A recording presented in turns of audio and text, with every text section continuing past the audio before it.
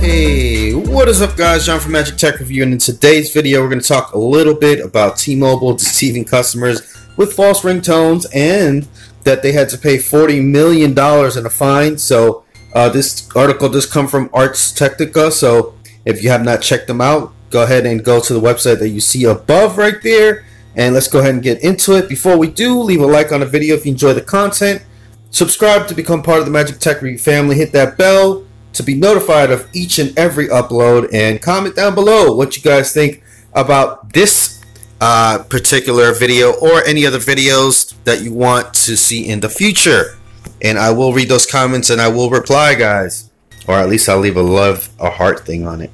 But anyways, so it says T-Mobile deceived customers with false ringtones on failed phone calls. So what does this mean exactly? Well, it means that T-Mobile was actually showing that customers, or making them think that they were actually being able to place phone calls, but they weren't, to rural areas. So basically your phone would ring and ring and ring and ring, and you thought that somebody else was on the other line, or that the call was actually going through, but it hasn't.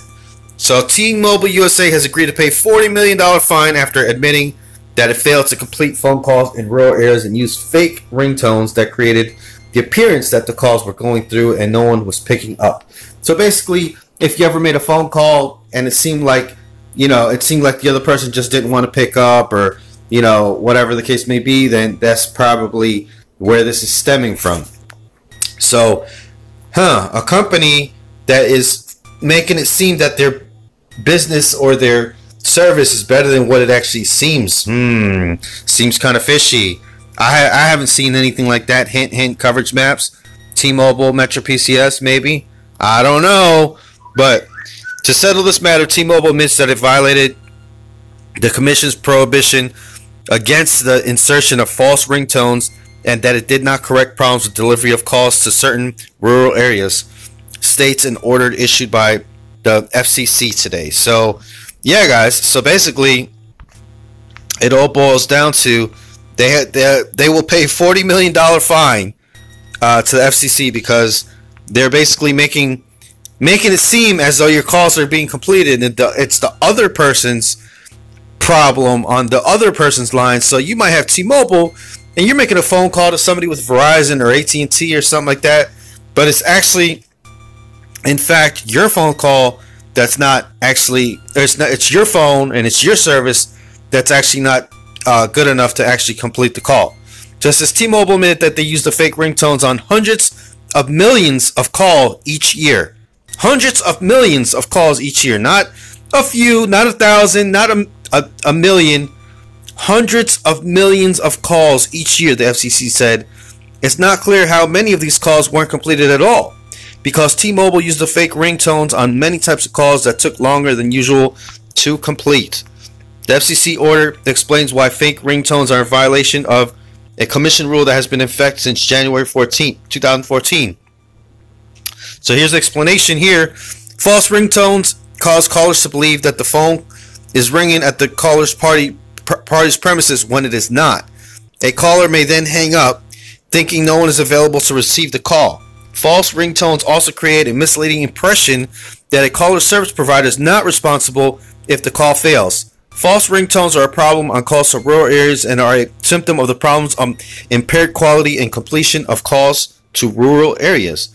T-Mobile was already using fake ringtones for several years before that rule took effect. The company continued inserting fake ringtones into calls despite the new rule. So there you go.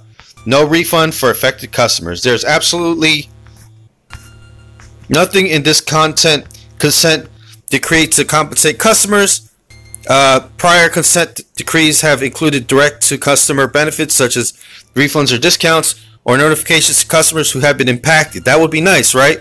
Despite demonstrating a clear and tangible consumer harm in this consent decree, consumers are treated as a mere afterthought. The $40 million penalty is too small to address massively deceptive and harmful violations of the Commission's rules, likely impacting billions, yes, billions of telephone calls to rural areas over the past several years.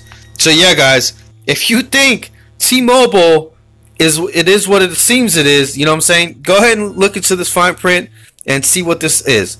The fine is also dwarfed by larger unpaid fines recently proposed against individual robocallers, and the compliance plan that T-Mobile must follow does not contain any concessions that would explain such a massive discount, she wrote. So there you go.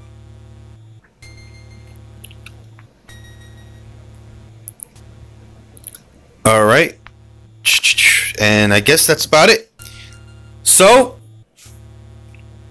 call completion problems are more common in rural areas than urban ones. The FCC said it opened an investigation into T-Mobile after getting complaints that T-Mobile callers were unable to reach customers served by 3 rural carriers in Wisconsin. The complaints began in January 2016. T-Mobile investigated the complaints as well and filed reports with the FCC described as an investigation. In each instance, T-Mobile reported that it had handed the call off to an intermediate provider for delivery and that any reported problems had been resolved. But the FCC said it continued to receive complaints about failing calls, and the problems extended beyond Wisconsin. Call completion complaints filed directly with T-Mobile showed patterns of problems with call delivery to consumers in at least 7 other rural areas. Rural call completion problems significantly harm the public interest because they cause rural businesses to lose revenue, impede medical professionals from reaching patients in rural areas, cut families off from their relatives, and create the potential for dangerous delays in public safety communications. It says right here, the FCC order explains that T-Mobile has been using fake ringtones for a decade. In 2007, T-Mobile began using servers that included a local ringback tone for calls that certain customers that took more than a certain amount of time to complete. When T-Mobile migrated to different servers in 2013, the carrier began using the LRBT only for out-of-network calls from its customers that were routed. T-Mobile acknowledged that it continued its practice of using the LRBT on such calls, expanded the LRBT to cover such calls on additional SIP routes. After the FCC rule prohibiting the practice went into effect January 14th, because T-Mobile applied this practice to out-of-network calls from its customers on the SIP routes that took more than a certain amount of time on a nationwide basis, and with regard to time of day, the LRBT was likely injected into hundreds of millions of calls each year. Alright. That it was unintentional. Of course it's unintentional. T-Mobile's committed to, and this is what T-Mobile has to say, T-Mobile's committed to all of our customers across the country. T-Mobile said, our actions have always been focused on better serving our customers, and the ringtone oversight, which was corrected in January 17, was unintentional. We have settled this matter and will continue to focus on our mission. Well, anyways, guys, that is it for this video. Hopefully you guys enjoyed the content. Like I said, slap a like on it if you enjoyed it. And yeah, don't forget to join our Discord, and don't forget to visit www.magictechreview.com. Peace out, guys. Thanks for watching. Bye-bye.